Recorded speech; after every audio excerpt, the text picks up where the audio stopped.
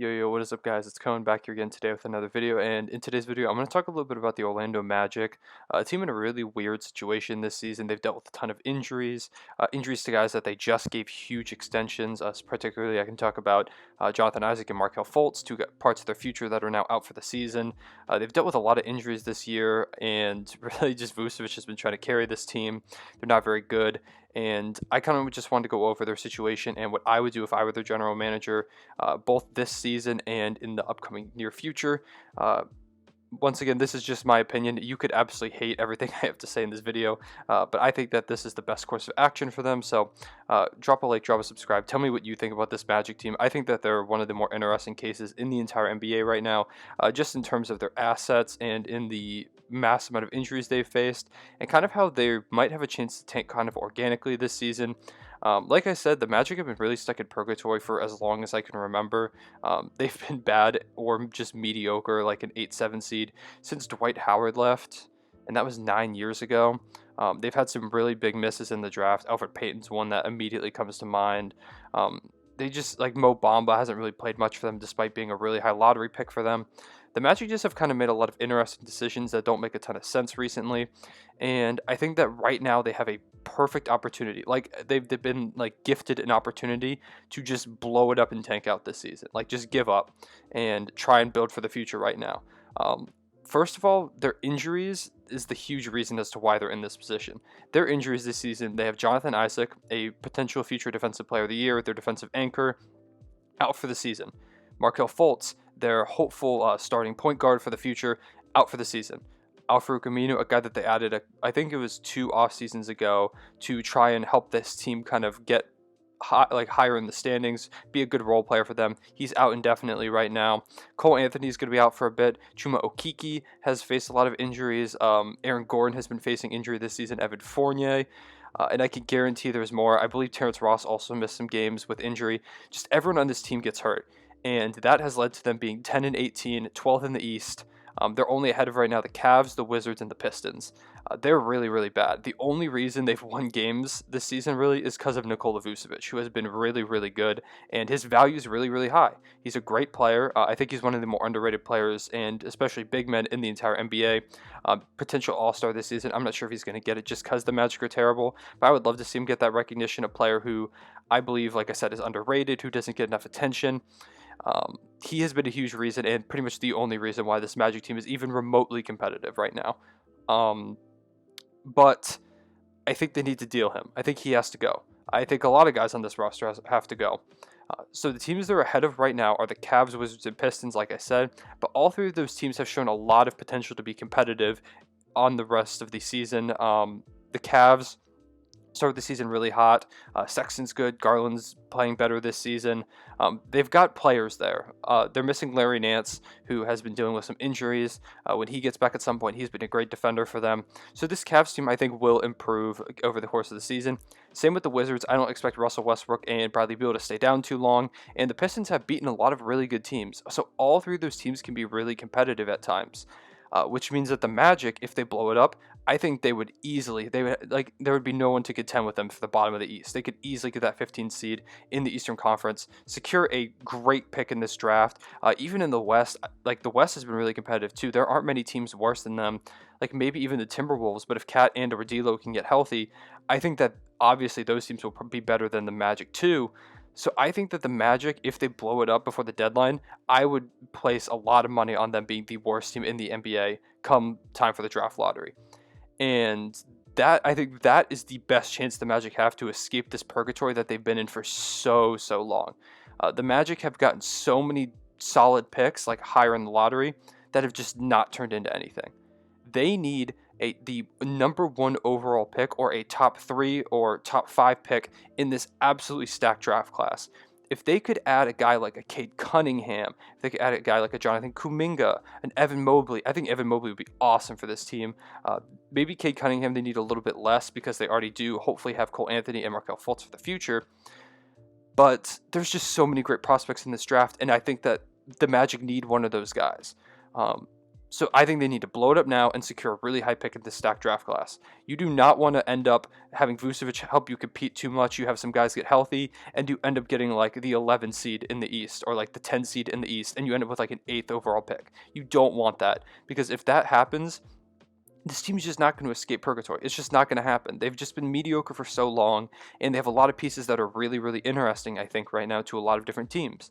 I'll go through some of them. Nikola Vucevic, who I've talked about, he's been amazing. He's carried the Magic this season. Potential All-Star, if not All-Star, then probably All-Star snub, but you could consider him. I think a lot of teams could use him. Mainly two teams, Mavericks come to mind.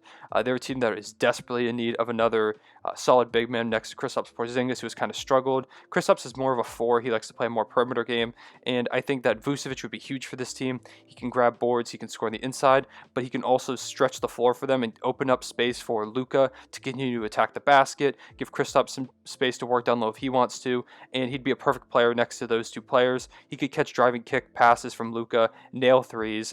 He's shooting incredibly from 3 this season. I'm not sure the exact percentage, but I'm pretty sure it's above 40%. He's been really, really good. Celtics, that's another team they always need a better center. They've just struggled to find one recently. I think he would look great next to Jason Tatum, Jaylen Brown, two guys who do like to attack the basket. He could stretch the floor. He can grab your rebounds. The Celtics just need a good center, and I think if you add him to a team, you could roll out a starting lineup of Kemba Walker, Jaylen Brown, Jason Tatum, Marcus Smart at the 2 or the 3 if you wanted to do that, and Nikola Vucevic. That team is dirty. That's a really, really good team whenever Smart gets healthy. Maybe they could add another bench piece. That team would be great. Another guy I could talk about, a potential bench piece that I also think the Celtics, as well as a ton of other contenders, would be interested in, is Terrence Ross. Great wing scorer. He could play solid defense. He's like a really good 3-and-D guy. I think any team would like to have a guy like this if you're trying to compete. So I would not expect any less than him to have a ton of value and a ton of interest on the trade market. They could maybe get a pick for him, get a young player. I don't know. We'll see what they could get. Evan Fournier is another guy. I believe he's expiring this offseason, but he's a great scorer. I think most contending teams would love to have him as well. He is kind of expensive. I think he's making around $15 million. But like I said, he's expiring. So if you just give up bad contracts that you don't even want anyways, or another expiring contract, it's no big deal because that's going to be off the books after this season anyways. Another really interesting piece is Aaron Gordon. He's a young guy who's shown a lot of flashes, great dunker, but he's shown a lot of other flashes as like a solid playmaker, a good rebounder. He's able to hit some shots. He's a guy I personally would love to have in OKC. I just don't see it happening because I don't see us making the moves for him. I don't see us having the assets that they would want. We're not trying to give up draft picks right now. I think we're trying to just build to the draft, focus on our young core right now, so I don't think he will end up in OKC. But Boston, once again, I keep bringing up Boston because this is a team that has a lot of holes, that is looking to make a lot of moves. I think Boston would be a great fit for him. Put him in the front court, have Jason Tatum move down to the 3, have Jaylen Brown move down to the 2. You can put Kemba there at the 1, keep Smart off the bench. I think he'd be a great player for this team. He can space the floor, he can grab some boards, he's athletic, he can finish lobs. Just a good all-around player. Another team I think is the Portland Trailblazers. I feel like this has been kind of thought about for a while. I'd like to see him on the Trailblazers. I think that he might fit a little bit better than Derrick Jones Jr. He's definitely a better player than Derrick Jones Jr. He can hit that 3. He's a high flyer, can catch lobs from Dame, and he can be a good force in that front court until Jusuf Nurkic gets healthy. So those are probably the most interesting guys in terms of value. There's some other guys you could talk about, maybe like a James Ennis, like a Dwayne Bacon, like kind of interesting pieces. But I think those 4 guys have a ton of value, and they could get you they could get you some picks, they could get you some young players, maybe some tradable contracts. They could just get you things that you need right now. And by dealing all those guys off, it also opens up a lot of opportunity to explore what you have in your young guys. The biggest example of this is Mo Bamba. I still feel like there's something in the tank for Mo Bamba, and he's just been relegated to the bench for the longest time because of Vucevic. He's dealt with some injuries. I just want them to free Mo Bamba. I want Mo Bamba to get a chance to try and prove what he's capable of. I believe he was a really high lottery pick, and I just feel like he hasn't gotten an opportunity. So if you free him, see what he has, and he either A, establishes himself as part of your future, or B, doesn't, I'm sure a team will try and bite on him in the offseason. Because like I said, really high pick, a lot of potential. I would be surprised if some team doesn't try and make an offer from Mo Bamba, and if you give him a chance to at least maybe show out a little bit or show some flashes, even if you decide he's not for your future, that shows other teams that there is potential there, and they're more likely to come get him. So, like I said, you could secure young players, you could secure some picks. you can, and then hopefully you end up tanking. And if you fall to the number one spot, the lowest you can go is 5. But hopefully you stay in that top 3. You can add a top 3-5 pick to a core of Jonathan Isaac, a guy who's proven he could play at a Defensive Player of the Year level. Markelle Fultz, a former number 1 overall pick who's shown a lot of flashes, a guy who I thought would be a most improved candidate this season. You have Cole Anthony, who I think was a steal in the draft. Maybe Mo Bamba, and who was a high lottery pick. All that together, that's a really bright future potentially. And if you end up drafting like a Kuminga or like a Cade or like a Mobley, and one of those guys turns into a superstar, if you have a Defensive Player of the Year type guy in Isaac, 2 great guards in Fultz and Anthony, you could potentially build a championship off of that. Also, if you get some young players or some young assets, this gives you potential to trade for a angry star, like a star who wants out of their situation later down the line. Say Fultz, Anthony, Isaac, say all these guys develop a lot, and you're like, okay, we want that one more piece. If you get like 2 first-round picks for Vucevic, and you get like a young guy for Terrence Ross, and maybe like a first for Aaron Gordon, you have like 3 extra first-round picks you can throw to some team and be like, yo, yeah, we'll take this guy off your hands, and then you could potentially win a championship. I think this is the best plan of action for the Magic.